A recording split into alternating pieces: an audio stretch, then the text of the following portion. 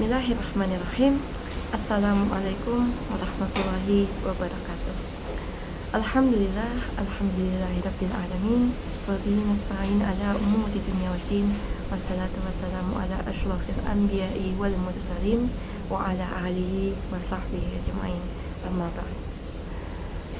Puji syukur kita panjatkan kehadirat Allah Subhanahu wa taala, karena atas limpahan rahmat, berkah dan karunia-Nya lah kita dapat kembali bertemu dengan Ramadan di tahun ini dan menjalankan ibadah puasa hingga pada hari ke-9 secara sehat walafiat tanpa ada hambatan dan halangan yang berarti.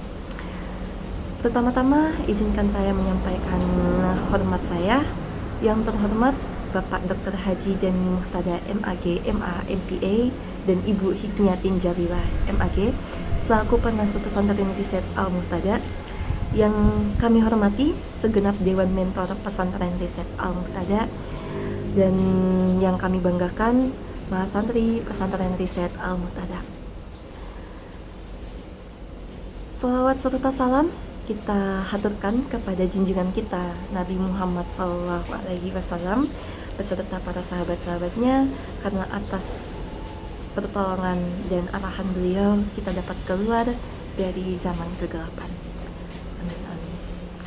Teman-teman, para penonton sekalian, kita telah menjalani ibadah puasa 9 hari secara total, yang artinya kurang lebih kita telah menjalani 9 kali salat tarawih di malam hari.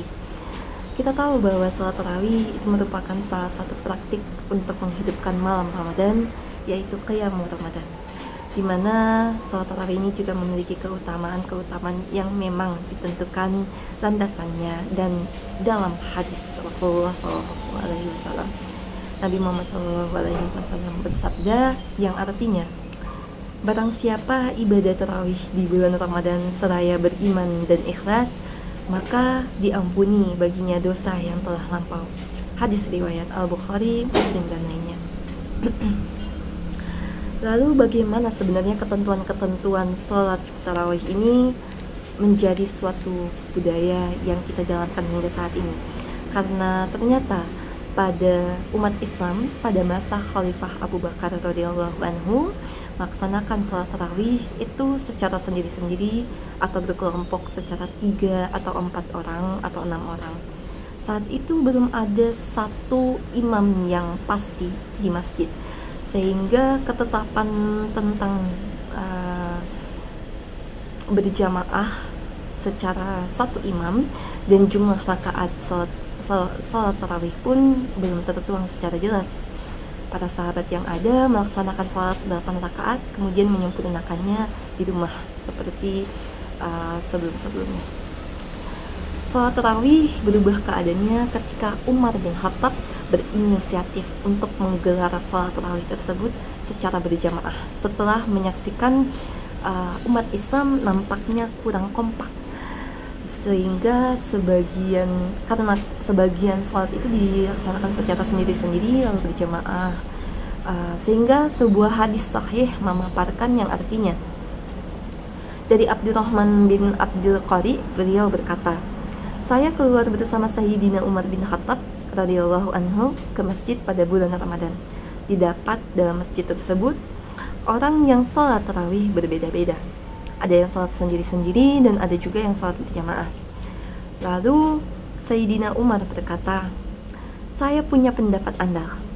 Aku kumpulkan mereka dalam jumlah jamaah lalu satu imam. Niscaya itu lebih bagus. Lalu beliau mengumpulkan kepada mereka seorang imam, yakni sahabat Ubay bin Ka'ab. Kemudian satu malam berikutnya kami datang lagi ke masjid, di mana orang-orang sudah melaksanakan sholat tarawih dengan berjamaah di belakang satu imam. Umar bin Khattab berkata, sebaik-baiknya bid'ah adalah ini, yaitu sholat tarawih dengan berjamaah. Hadis riwayat Bukhari. Hal ini juga ditopang oleh hadis-hadis lainnya yang artinya, dari Abi Hurairah radhiyallahu anhu, beliau berkata, Rasulullah Shallallahu Alaihi Wasallam keluar dari melihat banyak orang melakukan sholat di bulan Ramadan atau tarawih di sudut masjid. Beliau bertanya, siapa mereka? Kemudian dijawab, mereka adalah orang-orang yang tidak mempunyai Al-Quran atau tidak bisa menghafal atau tidak hafal Al-Quran. Dan sahabat Ubay bin Ka'ab pun salat mengimami mereka. Lalu Nabi berkata, mereka itu benar dan sebaik-baiknya perbuatan adalah yang mereka lakukan. Hadis riwayat Abu Daud. Dari sini sudah sangat jelas bahwa pertama kali orang yang mengumpulkan para sahabat untuk melaksanakan sholat tarawih secara berjamaah adalah Sayyidina Umar bin Khattab. Salah satu sahabat terdekat Nabi berkata, jamaah sholat tarawih pada waktu itu dilakukan dengan jumlah 20 rakaat. Sebagaimana dari Yazid bin Rumat berkata, manusia senantiasa melaksanakan sholat pada masa Umar radhiyallahu anhu di bulan Ramadan sebanyak 23 rakaat, 20 rakaat tarawih dan disambung 3 rakaat witir. Dalil di atas cukup menegaskan bahwa pendapat terkait jumlah sholat rakaat tarawih adalah 20 rakaat. Apa yang diinisiasi oleh Sayyidina Umar bin Khattab ini tak hanya disetujui tapi juga dipraktikkan pada sahabat Nabi yang lain kala itu, termasuk Sayyidah Aisyah, istri baginda Rasulullah.